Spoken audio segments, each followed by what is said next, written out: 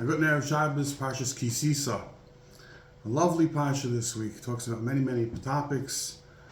There was once this fellow, Nebuch, he went through a divorce, and he got married for the second time. After the chuppah, he goes over to his friends and he says, "Same seats." We had a nice laugh about that. And unfortunately, there's something called a zivig rishon, and then there's a zivig sheni. So what's the difference between a first and a second wife? This week's parsha tells us the reason. In this week's parsha, Moshe Rabbeinu comes down with the luchos, and he sees the egel masecha, and he goes ahead and he drops the luchos.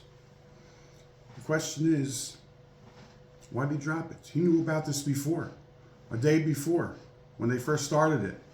And Hashem already forgave the Yidden for it. First he wanted to destroy them, and then he said, no, he won't.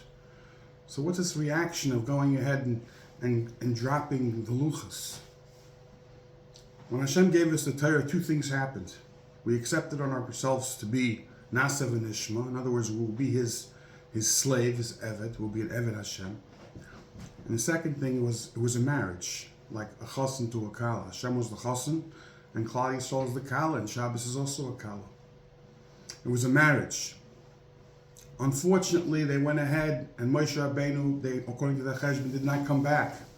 And they didn't have a connection anymore to the Eibishter, but they needed a connection. So they tried to go ahead and make a Zor Acher, a foreign god.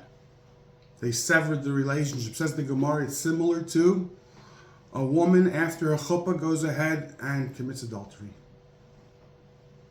The Eibishter's relationship with his children, Am Yisrael, is destroyed. Moshe Rabbeinu's reaction did not dissipate, even though that he already got the Jews, the Yidden, forgiven. But there had to be a divorce, a breakage. That's what a gerushin is. It's koyris beino lebeini. It's a cutoff. And that's what Moshe Rabbeinu demonstrated by dropping the luchos. But Baruch Hashem, there was a zivig sheni, the second luchos. And what does the luchos personify? What does it mean? What does it represent? Kedushin, from Eliezer with Rivka. He gave a shnei tzmidim. That was the sign of the marriage, which is represented by the luchos.